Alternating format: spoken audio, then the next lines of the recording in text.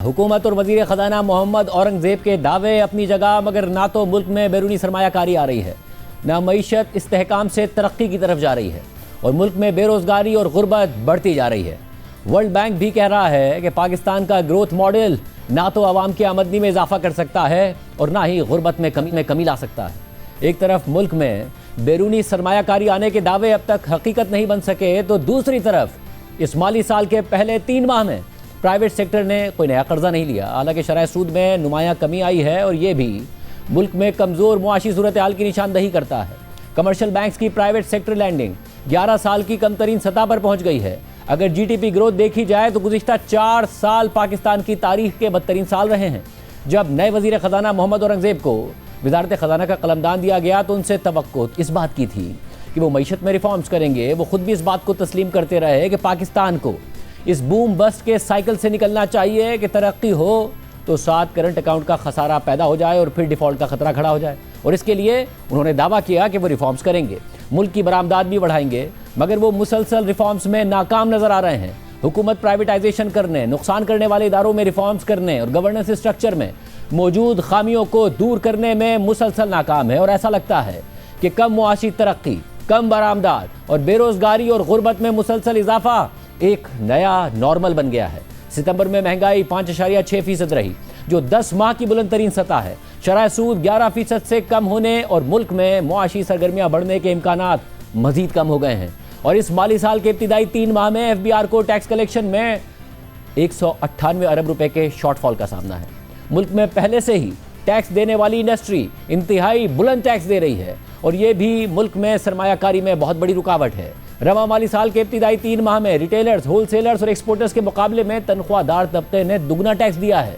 मुल्क में investment to GDP ratio तारीख की कम तरीन सतह पर है, 15% से भी कम 13.7% पर है और मुल्क में बेरोजगारी मुसलसल बढ़ रही है। वर्ल्ड बैंक के मुताबिक पाकिस्तान 34% नौजवान आबादी बेरोजगार है, यानी 1.5 करोड़ नौजवान, और इन बेरोजगार नौजवानों की तादाद मुसलसल बढ़ रही है। पाकिस्तान के 34% बेरोजगार नौजवानों के मुकाबले में श्रीलंका में यह तादाद तकरीबन आधी यानी 18% है, इंडिया में 24% और बांग्लादेश में 30% है। गुज़िश्ता बरसों में पाकिस्तानी अवाम को 2 खतरात का एक साथ सामना करना पड़ा, यानी कम GDP ग्रोथ और बुलंद शरह महंगाई।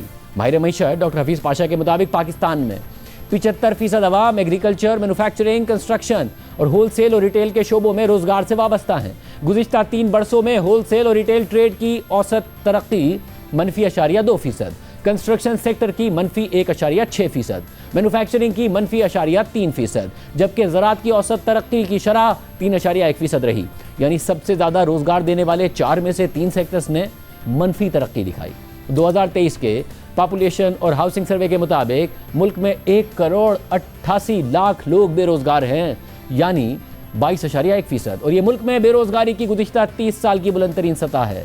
1998 में पाकिस्तान में बेरोजगारी 19.7% थी, जो 2017 में घटकर 9.7% हो गई, जबकि 2023 में बढ़कर 22.1% हो चुकी है। यानी सिर्फ 6 साल में मुल्क में बेरोजगारी में 12% का इजाफा हुआ। एक तरफ अवाम बेरोजगार हो रहे थे तो दूसरी तरफ गुज़िश्ता 3 बरसों में औसत महंगाई 19% रही। 2022-23 में महंगाई 29.2%, 2023-24 में 23.4% और 2024-25 में 4.7%। यानी अवाम को बेरोजगारी और इंतहाई बुलंद महंगाई का एक साथ सामना करना पड़ा और जो लोग काम कर रहे थे उनकी भी कमर टूट गई, क्योंकि गुज़िश्ता 3 बरसों में मजबूरी महंगाई 50% से ज़्यादा रही, मगर मजदूरों की औसत आमदनी में सिर्फ 30% का इजाफा हुआ। यानी एक आम मजदूर की हकीकी आमदनी 2022 से लेकर आज तक 20% से ज़्यादा कम हो चुकी है, जिससे मुल्क में गुर्बत में बेपनाह इजाफा हुआ है। अब एक लम्हे के लिए सोचिए कि एक तरफ बेरोजगारी 30 साल की बुलंद तरीन सतह यानी 22% पर पहुंच गई, दूसरी तरफ कंस्ट्रक्शन और दीगर सर्विसेज सेक्टर से वाबस्ता आवाम की हकीकी आमदनी महंगाई की वजह से मजीद गिर गई, जिसकी वजह से गुर्बत की शरह बढ़कर 44% की इंतहाई बुलंद तरीन सतह पर रिपोर्ट की जा रही है। और इस गुर्बत से निपटने के लिए पाकिस्तान को तरक्की करने की ज़रूरत है, मगर वज़ीर ख़जाना मोहम्मद औरंगज़ेब ने खुद इस माली साल में तरक्की का टारगेट ही महज 4.2% रखा था, जो अब मजीद घटकर 3.5% कर दिया है। डॉक्टर हफीज़ पाशा के पाकिस्तान 4.2% का तरक्की का टारगेट भी हासिल कर लेता तो भी बेरोजगारी में 2.5% का इजाफा ही होता। इसलिए पाकिस्तान को कम से कम 5% तरक्की करने की ज़रूरत है ताकि बेरोजगारी और गुर्बत में इजाफे को रोका जा सके, मगर इसके कोई आसार नजर नहीं आ रहे हैं। मुल्क का इन्वेस्टमेंट टू जीडीपी 13.7% है। प्राइवेट इन्वेस्टमेंट गिरकर 9% पर आ चुकी है, जो कि खित्ते के दीगर ममालिक से बहुत कम है। और यही वजह है कि वजीर खजाना मोहम्मद औरंगजेब के दावे अपनी जगह, मगर मुल्क में अगर तरक्की के आसार नजर आएंगे तो करंट अकाउंट खसारा एक बार फिर सर उठाएगा। अभी से सर उठा रहा है। मुल्क की बरामदात नहीं बढ़ रही है, मुल्क में सरमायाकारी नहीं हो रही है। दूसरी तरफ मुल्क में बैरूनी सरमायाकारी आने के दावे किए गए, मगर वहां भी कोई पेशरफ नहीं हो सकी है। इस माली साल में मुल्क में नई बैरूनी सरमायाकारी आने और मौजूदा कंपनी अपना मुनाफा दोबारा लगाने से ज़्यादा कंपनियां 24 करोड़ आवाम के इस मुल्क से मुनाफा बाहर ले जा रही हैं। कंपनियां अपनी मैन्युफैक्चरिंग पाकिस्तान में ख़त्म कर रही हैं। दोस्त अरब ममालिक की तरफ से अरबों डॉलर्स की सरमायाकारी आने के दावे ज़रूर सामने आए, मगर कोई बड़ी सरमायाकारी नहीं आई।